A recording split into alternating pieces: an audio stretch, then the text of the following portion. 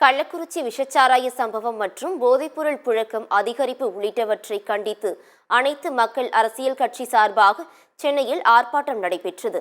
சென்னை எழும்பூரில் உள்ள ராஜரத்தினம் மைதானம் அருகில் அனைத்து மக்கள் அரசியல் கட்சி சார்பாக அக்கட்சி நிறுவன தலைவர் ராஜேஸ்வரி பிரியா தலைமையில் இந்த கண்டன ஆர்ப்பாட்டம் நடைபெற்றது. பின்னர் செய்தியாளர்களிடம் பேசிய ராஜேஸ்வரி பிரியா, கடந்த ஓராண்டுக்குள்ளாக 2 இடங்களில் கள்ளச்சாராய மரணங்கள் நடந்திருப்பது அதிர்ச்சி அளிப்பதாக கூறினார். போதைப் பொருட்கள், போதை வஸ்துக்கள் குறித்து திரைப்படங்களில் பாடல்கள் இடம்பெற்றிருந்ததால் அதில் இளைஞர்கள் பாதிக்கும் என்பதால் தான் போராடி வருவதாகவும் அதற்காக யாரையும் எதிர்க்க வேண்டிய அவசியம் தனக்கு இல்லை என்றும் கூறினார். அதாவது கடந்த ஓராண்டுக்குள்ளவே நம்ம 2 சம்பவங்களை கள்ளச்சாராய மரணங்களை பார்த்தோம். செங்கல்பட்டு, விழுப்புரம் மாவட்டத்தில் 23 பேர் இறந்து போனாங்க.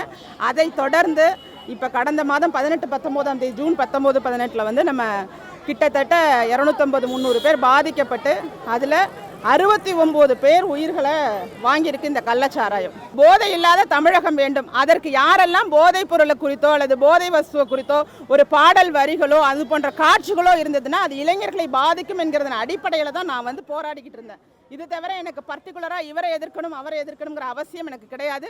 நான் மக்களை நேசிக்கிறேன். இளைஞர்கள் வந்து வருங்காலத்தில் வந்து போதைக்கு அடிமையாகாமல் இருக்கணும் அப்படிங்கிறத மையப்படுத்துகிறேன்.